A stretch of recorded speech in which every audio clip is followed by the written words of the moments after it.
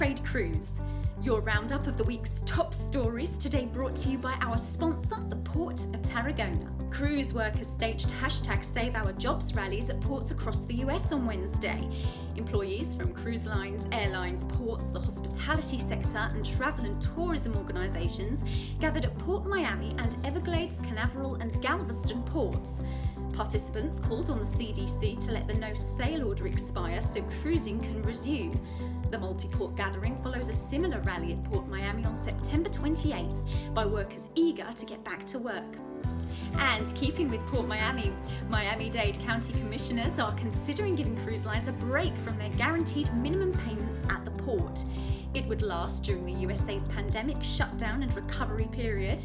A proposal put before the Commission would authorise the county mayor to negotiate and execute amendments to preferential berthing rights agreements and cruise terminal usage agreements, providing for a two-phase coronavirus recovery period. The amendments would have an estimated fiscal impact to the county of $68.5 million for the first phase of the recovery period, calculated as from March through to November 2020. If the no-sail order is extended, the impact would continue at approximately $7 million per month until the commencement of the second phase of the recovery period. After that, the impact would be approximately $7 million per month. Deputy Mayor Jack Osterholt said that in the event there is no sailing by any line in the second phase of the recovery, the port could forego the $7 million in monthly guaranteed revenues for 24 months. Port officials from Chile, Argentina and Uruguay discussed uniform COVID-19 protocols and continued joint marketing for a strong 2021-2022 cruise season. In a virtual meeting, Rodrigo Pinto, Vice President of Chile's Southern Cone Ports Corporation and General Manager of Africa Port, said the three are not competitors and coordinated actions need to be taken to create benefits for all three countries. Cruises in Chile are prohibited until December 1st at least. The delayed debut of Crystal Cruises' first polar class expedition yacht, Crystal Endeavour, has put her Australasian season on hold. Delivery is set back by about a year to 2021 due to construction slowdowns across Europe. The 200-passenger ship under construction at Germany's MV Werften was to have sailed from Bali on October 15th to Cairns. On October 31st, she was due to continue on a 14-night Australian offshore and the Great Barrier Reef voyage to Sydney. A series of New Zealand voyages from Sydney on November 14th were also planned. Genting Hong Kong-owned MV Werften recently received a €193 million loan from Germany to resume production.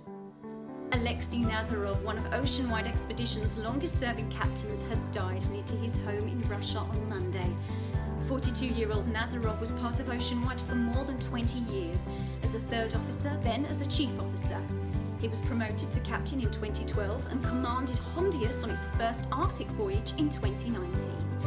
Described as a modern explorer, he had a passion for polar navigation.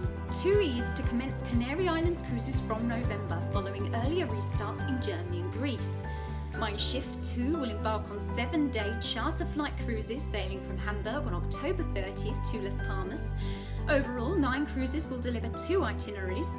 Turns will be done at Las Palmas, and Inter Cruises will be responsible for ground handling and bubble tours.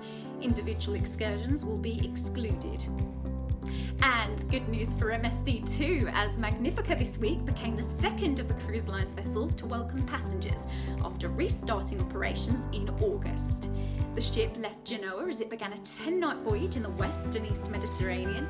Shore excursions to be undertaken in protected bubbles include visits to Pisa, historic Messina, a tour of ancient Athens and the Acropolis, a walking tour of Rome and coach outings. Thanks again to the Port of Tarragona, which celebrates its 150th anniversary until November 20th.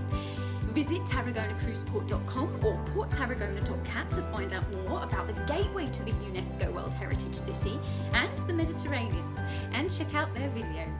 Thank you for watching.